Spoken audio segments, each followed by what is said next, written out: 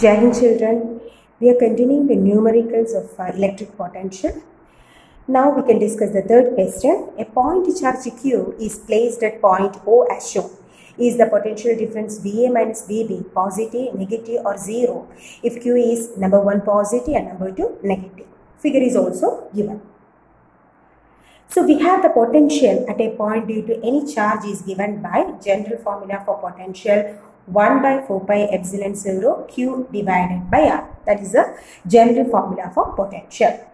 Here we have to find out the potential difference, isn't it? VA minus VB. Potential at the point A minus potential at the point B. For charge positive number 1, second one negative. Okay, first we can do if charge is positive. If charge is positive. If charge is positive, here we can write the potential for charge A at the point A, then at the point B. So potential, if charge is positive, potential at the point A is given by 1 by 4 pi epsilon 0 Q divided by OA. Potential at A due to the charge is 1 by 4 pi epsilon 0 charge divided by distance. Similarly, potential at the point B due to the charge is 1 by 4 pi epsilon 0 Q divided by what is the distance? OB. Isn't it? Now we have to find out VA minus VB because the question is VA minus VB. Potential difference VA minus VB. Now we can substitute Q divided by 4 pi epsilon 0 can be taken common into 1 by VA minus VB. Therefore, 1 by OA minus 1 divided by OB. Right. Here, OA from the figure itself, A is closer to the charge, no? So, OA is less than OB. The distance OA is less than the distance OB. So, since OA is less than OB, here this 1 by OA will be greater than 1 by OB. So, 1 by OA is greater than 1 by OB. Right. Therefore, since 1 by OA is greater than 1 by OB and charge is positive. Okay. Therefore, what we can write VA minus VB is a positive value. Isn't it? So, since OA is less than OB, 1 by OA will be greater than 1 by OB and hence this value will be a positive value and charge is also positive. Therefore, VA minus VB is positive. Now, if charge is negative, what will be the value? If charge Q is negative. Similarly, we can write VA, potential at the point A due to the charge. Here charge is what? Negative. So, we can write the general formula 1 by 4 pi epsilon 0 Q. What is Q charge? Negative. Because the charge is negative. Divided by potential at the point A due to Q. Q charge is divided by OA. Similarly, potential at the point B due to minus Q. That minus Q charge is VB equals 1 by 4 pi epsilon 0 minus Q divided by OB. Clear? Now we can write VA minus VB. So, minus Q divided by 4 pi epsilon 0 can be taken common. Right. So, 1 by OA minus 1 by OB. As before, OA is greater than OB. Sorry, OA is less than OB. As before, OA is less than OB. Here also OA is less than OB. And similarly, 1 by OA will be greater than 1 by OB. Isn't it? So, OA is less than OB and 1 by OA is greater than 1 by OB. And hence the value inside the bracket will be a positive value. But here charge is negative, no? So, what is VA minus VB? It will be negative. Right. 1 by OA is greater than 1 by OB. So, this will be positive value. Since charge is negative, VA minus VB will be a negative value. Okay. Now we can discuss the fourth question. A hollow sphere of radius 5 cm is charged such that potential on its surface is 10 volt. What is its potential at the center of the sphere? So, potential on the surface is 10 volt. What is the potential on the surface of the sphere? So, we have studied the derivation of potential due to a charged shell. Potential on the surface of the shell We know it is 1 by 4 pi epsilon 0 q by r, isn't it? Potential inside the shell is also 1 by 4 pi epsilon 0 q by r. Already we had derived potential on the surface of the shell and potential inside the shell are same, constant. And potential outside the shell is 1 by 4 pi epsilon 0 q divided by r. Clear? So we have the formula with us. Now potential on the surface is 10 volt. So potential on the surface of the shell is equal to 10 volt. Okay, what is the potential inside the shell? What will be the potential inside or at the center of the shell? At the center of the shell, potential on the surface and inside are equal. Therefore, it will be 10. Right, if the question is like this, what is the electric field inside the shell? That is 0. That is from Gauss's theorem. Okay, so inside the shell, electric field is 0, but potential remains a constant and its value is same as that on the surface. Right. Now, next question. Draw 3 equipotential surfaces corresponding to a field that uniformly increases in magnitude but remains constant along its x direction. How are these surfaces different from that of a constant electric field along x direction? So we have to draw 3 equipotential surfaces corresponding to a field that uniformly increases in magnitude but remains constant along x direction. Okay, so just we can rewind what are equipotential surfaces. So we know the equipotential surface is the surface where potential remains constant, isn't it? And these are the properties of equipotential surface. Electric field and equipotential surface are perpendicular. And equipotential surface are closer in regions of stronger electric field and farther apart in the regions of weaker electric field. So these are the properties already we have studied. Right. Now using these known values or this knowledge, how will you draw the equipotential surface? So we have to draw 3 equipotential surfaces and in the electric field along which direction? X direction. So we can draw electric field is along x direction. So this is x direction. So electric field is along the x direction. So this is the direction of electric field. And we know electric field and equipotential surface are normal, perpendicular. So we have to draw equipotential surface which is perpendicular to what? Electric field, isn't it? So we can draw equipotential. How many equipotential surface? 3 equipotential surface we have to draw. So this is the first equipotential surface we can draw.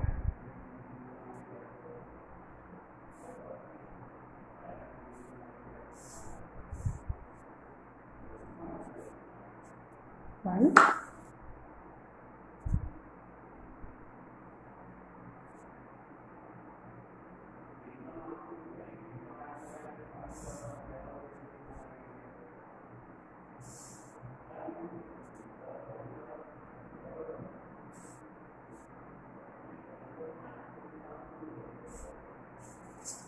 So these are 3 equipotential surfaces. So in the what is the peculiarity of this equipotential surface? The distance between the 3 equipotential surfaces are same. That means here electric field is uniform, perfectly uniform. Magnitude remains constant and direction also remains constant. So this is the second case. Okay, how are these surfaces different from that of a constant electric field along its direction? So this represents 3 equipotential surface and the distance between the equipotential surface remains constant. So all the distances are equal. This is x and this represents x. Right. So this is the equipotential surface in a uniform electric field where direction remains constant and magnitude also remains constant. But here the question, first part of the question is draw the equipotential surface whose electric field increases in magnitude. Along the x direction electric field increases. No? So this is electric field and from left to right electric field is increasing. So this is increasing electric field. Okay, increasing electric field. Increasing electric field means as electric field increases, we know that what about the distance between the equipotential surface decreases. Equipotential surface are closer in the region of stronger electric field. Here electric field increases means the equipotential surface are closer. That means distance is less. So we have to draw 3 equipotential surface like this.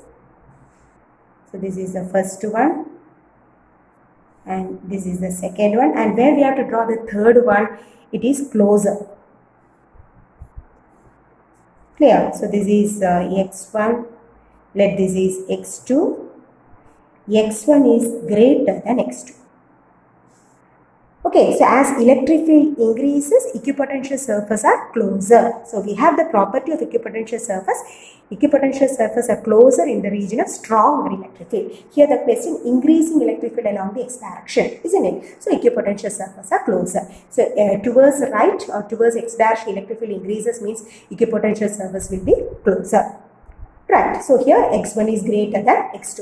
So this is the equipotential surface for a uniform electric field where magnitude and direction remains constant. So this is the second part. How are these surfaces different from that of constant electric field along x direction? This is the diagram. First part, this will be the diagram. Along x direction, electric field increases. That means distance between the equipotential surface goes on decreasing. Okay. Now next question. Two identical plain metallic surfaces A and B are kept parallel to each other in air are separated by 1 centimeter as shown. Surface A is given positive potential of 10 volt and surface B is earth. What is the magnitude and direction of electric field between Y and Z? What is the work done to move 20 microcoulomb from X to Y? That is the question. Now, A is given, what is the potential of A? It is 10 volt and B is earth. Earth means what is its potential? 0. Isn't it? Now, what is the magnitude and direction of electric field between Y and Z? So, Y means Y is on which plate? A plate. Therefore, it has potential 10 volt. The point Z is on which plate? B. Isn't it? A and B are two plates. So, X and Y are the 2 points on the plate A and Z is a point on the plate B. So, what is the potential difference between magnitude and electric field, direction of electric field between Y and Z? So, electric field is related by, we have to find out electric field, no? So, electric field is related by the formula E equals minus dV divided by dr. Already we have studied, electric field is negative potential gradient. Right, potential gradient means potential difference divided by distance. That is called a potential gradient, negative potential gradient. Here, dV represents the potential difference. So, what is the potential difference between Y and Z? We have to find out the potential difference between these 2 points, no? So, between Y and Z, what is the potential difference? 10 volt. 10 volt. Because A is having a potential of 10 volt and B having a potential of 0. So, what is the potential difference? 10. So, it is minus 10 volt divided by, and what is the distance between them? 1. Isn't it? So, potential difference is given by, minus, potential difference is 10 volt, which is because here having a potential of 10 volt, here having a potential of 0, therefore, it is minus 10 divided by 1 centimeter. We can convert that centimeter to meter, that is 10 raised to minus 2 meter. So, it is minus 1000 volt per meter. So, electric field is minus 1000 volt per meter. So, magnitude of electric field is minus 1000 volt per meter and its direction. What is its direction? Because it has a positive potential, it has 0 potential. Okay, so what is the direction of electric field from A to B? So, direction of electric field from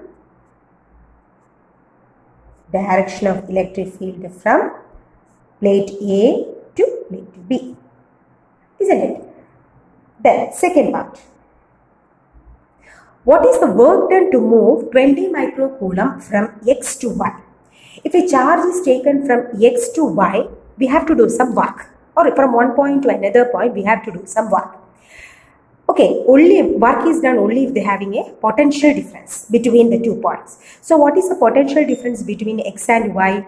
Because at the point X and Y, they are on the same plate. So, what is the potential? Potentials are same. So, what is the potential difference? Potential difference equals 0. So, what is the work done? Work done equal to 0. Because this plate acts as an equipotential surface. Isn't it? Right. So, work is done only if there is potential difference. Here, there is no potential difference because at the point X and Y potentials are same, 10 volt. Okay, each point on the plate A potentials are same and hence potential difference is equal to 0. Therefore, work done is equal to 0. So, work done is equal to 0 because at the points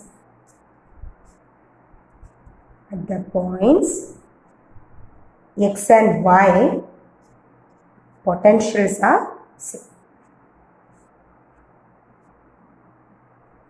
Or potential difference is equal to